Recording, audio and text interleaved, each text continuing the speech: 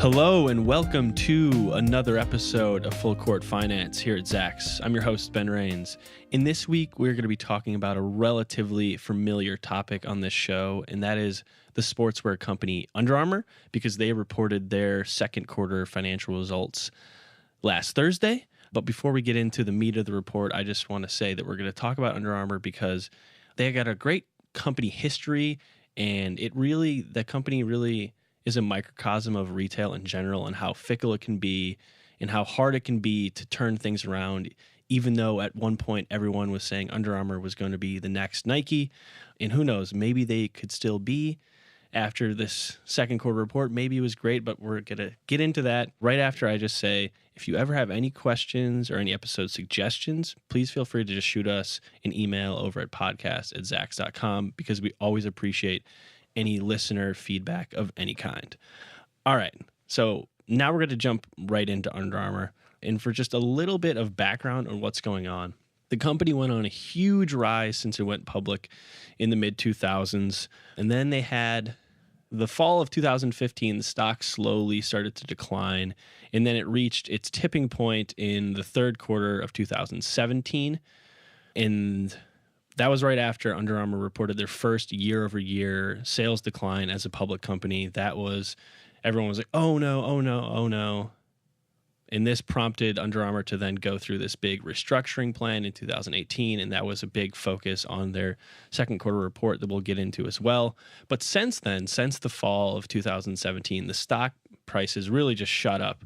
But now, after their second quarter report, it's down a little bit, and we'll kind of see where it goes from here. But it seemed like people just bought Under Armour on a huge dip. It had reached its low point in the past 4 years or so. So people have now run the stock up, and now it's down after their second quarter report. And I kind of think it'll be down until maybe it reaches another buying point where people see it as a steal. But yeah, so Under Armour, their poor North American sales decline and their overall sales decline in the third quarter prompted them to have a $100 million restructuring plan for 2018. And then they've now upped that target, and we'll get into that in a little bit. So overall, Under Armour's Q2 revenues did climb by 8%, so that's a good thing, a good sign there, to $1.17 billion, which topped our estimates of $1.15 billion. So a solid beat there on the top line. All good so far. However, the company reported a total quarterly loss of just under $96 million, with $79 million of that coming from their restructuring charges. So overall, they posted an adjusted loss of 8 cents per share, which came in line with our estimate as well. And then looking ahead, the company reaffirmed their fiscal 2018 adjusted earnings guidance to come in between 14 cents per share, between 19 cents per share, which is actually at the high end of our current estimate, which is at 19. With the high end, our estimate is at 19 cents per share. So it could be lower or it could come in at our guidance so far right now. And then looking forward to their revenue for the full year, Under Armour expects its top line to climb by approximately 3 to 4%, with international sales up around 25%. So that's good right there. But they're anticipating a low, mid to single digit decline in North America, which is a somewhat big problem because, as some of you might know, North America is still by far their biggest market, and it's likely going to continue to be that way for the foreseeable future. And I just don't really know how they're going to change that for years and years and years. But now let's start with a little bit more of the good that initially sent shares of Under Armour up after they reported on Thursday morning. So they had good direct-to-consumer business. It was up 7% to $414 million in the second quarter, and it represented roughly 35% of global revenue. So that's good because that's where the industry in retail is trending in general.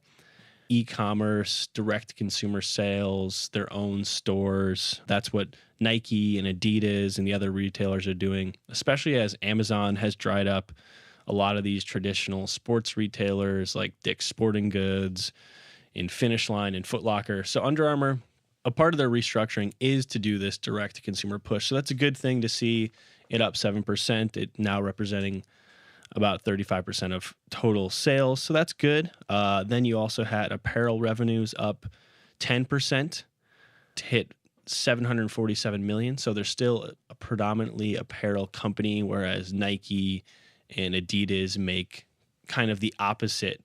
They make most of their money from footwear, whereas Under Armour, their footwear sales were up 14%, so good. It was up more than apparel, but it's still only at 271 million out of their 1.17 billion. So just a smaller percentage compared to everyone else, and that's shoes is just a higher margin business, and they're more expensive. So going forward, they're going to still try to be pushing out and putting new footwear that people actually want to wear, as we've talked about in the show before, that some of their footwear offerings are not going to drive sales just because they're flat out, they don't look good, and people don't want to buy shoes that don't look good. It's as simple as that. But they also had some good growth internationally. So their revenues outside of North America grew by a total of 28% to 302 million. So that's a good sign there. You had Europe, the Middle East, and Africa, which is a category that most retail companies and companies in general often lump together. Their combined sales are up 31% there. And the Asia Pacific region, their sales are up 34% to 126 million, so just a little bit less revenue than the Europe, Middle East, and Africa. And then Latin America is their smallest market by far. Their sales climbed about 7% to just 41 million. So still, North America is their biggest market by far. And the problem there is that those sales climbed just 2%. So they weren't down like they're expecting it to be on the year. Up 2% isn't terrible, especially since Nike was dealing with that issue over the last year, except for this past quarter when they finally returned to sales growth in North America, which has helped the stock a lot since then. But now that we've talked about just a little bit of the good, and we've talked about now how North American sales were up 2%, I want to get into the bad because it's mostly bad. So if you're a huge Under Armour fan or if you're Under Armour shareholder, you might cringe a little bit when you hear at least some of the statistics and then kind of my take on the company at the end and where I see it going in not just the near future, but the long term. So as I said, North American sales hit 843 million, up about 2%, but that represented 72% of the company's total second quarter revenues, international 26%. And then for those of you counting, 2% comes from connected fitness. It's their smallest revenue stream by far. It's 2% of their business. I don't even really know why they're still in it. It seems like if you're going to cut some businesses in part of this restructuring plan, why not just get rid of that or spin it off or sell it to somebody? But I don't want to get too off track there. And then their wholesale revenues climbed by more than their direct consumer revenues, which isn't necessarily a bad thing. And their wholesale revenues accounted for about 60% of total revenues. But as this restructuring is happening, they're trying to push for more direct-to-consumer sales and less wholesale. So the fact that now 6 months into this restructuring plan, they still are seeing their wholesale revenues climb by more than their direct-to-consumer, it's not a good thing, especially since you would think that their direct-consumer business is smaller, that it would be easier for it to grow year over year. So that's something to just watch for and be cognizant of going forward, that they have to grow this direct-to-consumer business. That's just how retail is trending in general. And some people might say, oh, it's a fad. I don't really know how direct-to-consumer online shopping or e-commerce is a fad. Obviously, brick-and-mortar retail is not dead, but the shopping mall is pretty much all but gone in most places. I encourage anyone who doesn't know anything about that just to read an article or look up some pictures of all of these just completely empty shopping malls all around North America. It's kind of crazy. It looks post-apocalyptic or like a zombie movie or something. They're going to have to figure out what to do with all that empty space.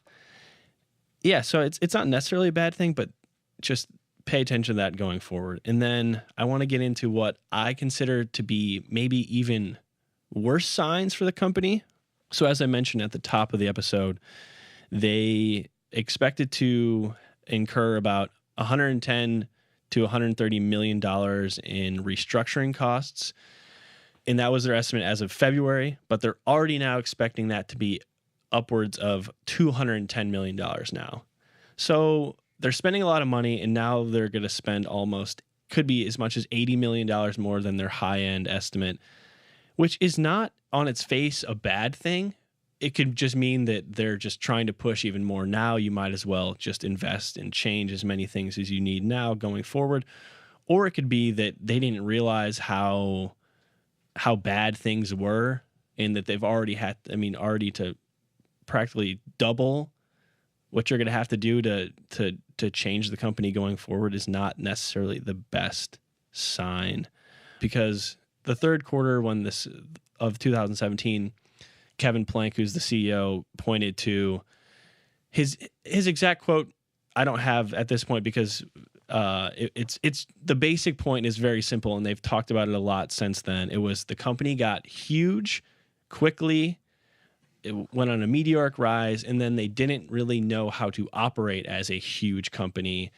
So now they're trying to figure out how to operate as a massive global company, and that is what this restructuring costs are dealing with. And now they're realizing, hey, we were going to spend this to restructure, and now we need to spend a lot more.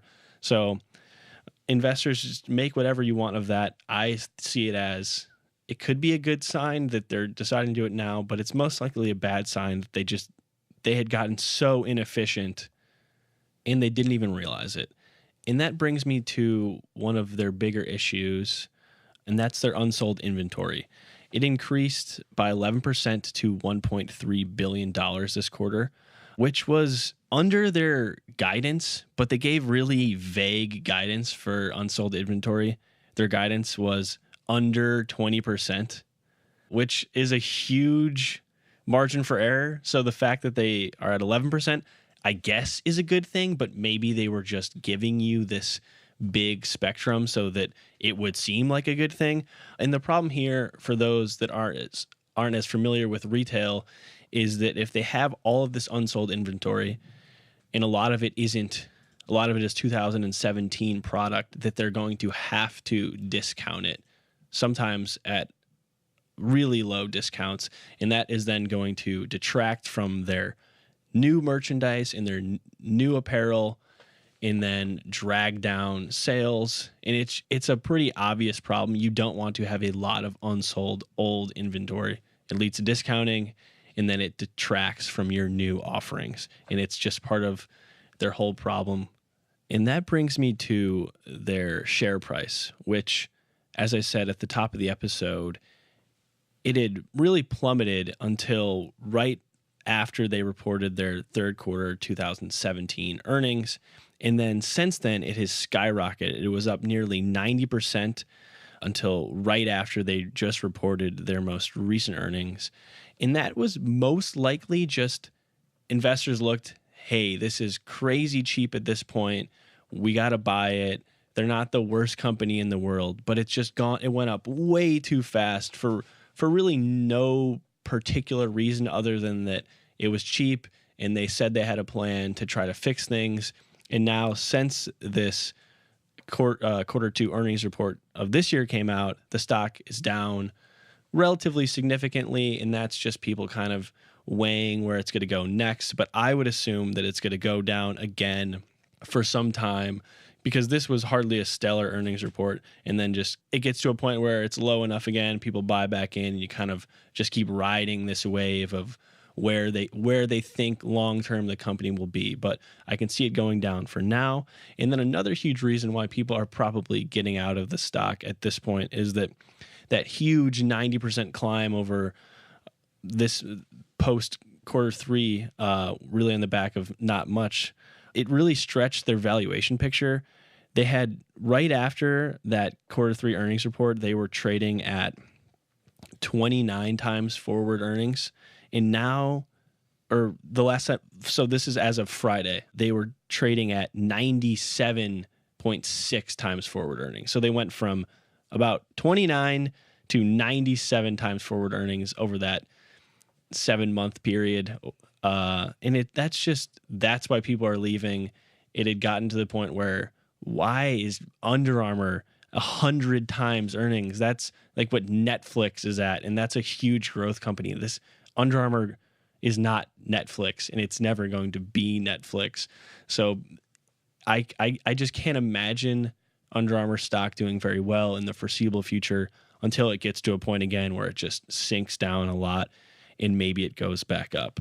And now I want to then slowly close the episode out with looking a little bit ahead, because at one point the big talk was that Under Armour could compete with Nike and Adidas, and now that seems not just a pipe dream, it almost seems impossible, nearly impossible that they will ever become a huge mega international sportswear company, because now they're not only not competing very well with Nike and Adidas, they have companies that are really small, comparable in revenue to them, like Lululemon, Puma, that are doing things that people like these days, which is athleisure. Puma's shoes are better than theirs. Puma just got into basketball. I can easily see Puma surpassing them with just Steph Curry relatively quickly. They just don't. It sounds simple, and you could think this is just my opinion. I would poll a lot of people around the United States, especially around the world. Under Armour just doesn't have any coolness to it. There's no like, oh, that guy looks so cool wearing that Under Armour. And that brings me to someone that Under Armour specifically pointed out in their earnings release, and that is Dwayne "The Rock" Johnson. He is a giant movie star, but when he is the face of your sportswear apparel company in an age when the only thing that's really growing on a large scale is athleisure, it's a bad thing that Dwayne "The Rock" Johnson is look at us. We did so well. Our Dwayne "The Rock" Johnson gear is really killing it, because that's back to what Under Armour used to be a decade ago. And that was a workout gear just for people who were gym rats. And that is what Dwayne "The Rock" Johnson is. He makes movies and he works out at 4 a.m. lifting thousands of pounds. And if that's going to be who your consumers are, that's great. You can do well doing that. They can be a fine company going forward. But that's not what people think they're investing in, or certainly didn't think at relatively recently that was the company they were investing in. They thought they were investing in the next Nike, the next Adidas, or just the first Under Armour that was this huge global sportswear power. But I just don't think that Dwayne "The Rock" Johnson wearing tight workout gear that is just completely not going to drive big billions of dollars of revenue, especially internationally, that can't be your selling point. It cannot be your selling point. And they need to grow outside of North America, because the North American market is just too saturated. There are too many competitors. If it's a big deal that Nike got back to 3% growth in North America and Under Armour just posted 2% growth in North America, they need to expand internationally, and they are up 23%, up 30% in some of these places, but it's just not big enough. And I don't really know how they're doing it. They have stores internationally. They label their stores as brand houses or factory houses. So a brand house is a non-discounted item store, and they have 126 stores internationally. That's relatively a lot. They only have 176 in North America. So they do have a presence outside of North America. But as I've said before, and all these people who don't like soccer are going to hate to hear me say this one more time, but if you don't have any presence in the biggest sport in the world and you're trying to grow internationally, I don't know what your plan is. I mean, if no one who plays soccer anywhere can wear any of your gear, can't wear your gear to play soccer, how do you expect to expand in a sportswear company? It's not like they're Ralph Lauren not selling a soccer inspired shirt somewhere. It's a sportswear company that is not involved in the world's biggest sport when they're trying to grow internationally. It makes practically no sense at all. So non-soccer fans, say whatever you like. it has to be a part of their business model going forward. It just does, because North America, they're just not going to be able to grow enough here. I mean, they can grow, but it's not going to get to the point where they're turned into a $20 billion a year company, $50 billion a year company, anything close to that. And this is something I've also mentioned before, and it just really puts a frame of reference on how big Nike and Adidas are, and just how hard it really is going to be for Under Armour to ever try to catch up to them in terms of just clout. And I know that it sounds silly, but that's what retail is. It's do people want to wear your clothes? Do they feel any sense of cool? I mean, that's all clothing is. You're just showing people the kind of person that you want to be associated with. So the cool kids start wearing something, and then as soon as the people they deem not cool start wearing it, they wear something else. That's how fashion has worked for a long time. And so for reference, on Instagram, it sounds silly.